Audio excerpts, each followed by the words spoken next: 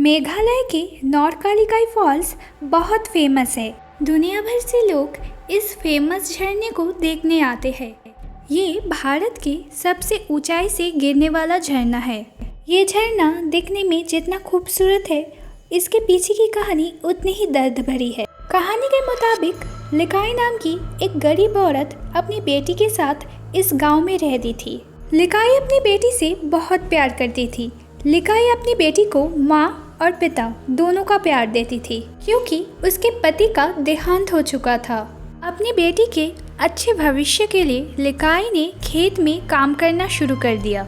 इससे उनका गुजारा तो हो रहा था, लेकिन लिकाई अपनी बेटी को पहले की तरह प्यार नहीं दे पाती थी। अपनी बेटी की अच्छी परवरिश के लिए लिकाई ने दूसरी बार शादी करने का फैसला लिया। लेकिन शादी के कुछ दिनों बाद लिकाई को पता चला उसका दूसरा पति कामचोर है, इसीलिए लिकाई को ही खेत में काम करना पड़ता था। लिकाई का दूसरा पति उसकी बेटी से बहुत जलता था। उसका मानना था लिकाई अपनी बेटी को ज्यादा समय और प्यार करती थी, इसीलिए दोनों के बीच में हमेशा झगड़ा लगा रहता था।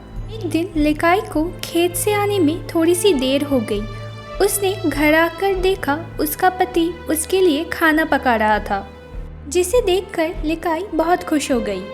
लिकाई ने अपने पति से अपनी बेटी के बारे में पूछा।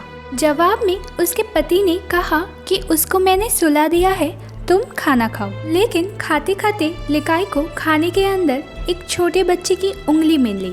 तब लिकाई के सामने पूरा सच आ गया कि उसके पति ने उसके गैर हाजिरी में उसकी छोटी सी बेटी को मारकर उसका ही मांस पकाया। अपनी जान से भी ज्यादा प्यार करने वाली बच्ची को खोकर लिकाई पागलों जैसा बिहेव करने लगी। अपनी बेटी को खोने के गम में लिकाई भागते भागते एक वाटरफॉल के पास आ गई और कुछ ही पलों में वहां से कूदकर लिकाई ने खुदकुशी कर ली। तब से इस वाटरफॉल का नाम है Nohkalikai, which means jump of lady Likai. यहाँ के लोकल लोगों का कहना है कि उन्होंने लिकाई के रोने की आवाज़ कई बार सुनी है, लेकिन इस अर्बन लेजेंड ने कभी भी किसी का बुरा नहीं किया।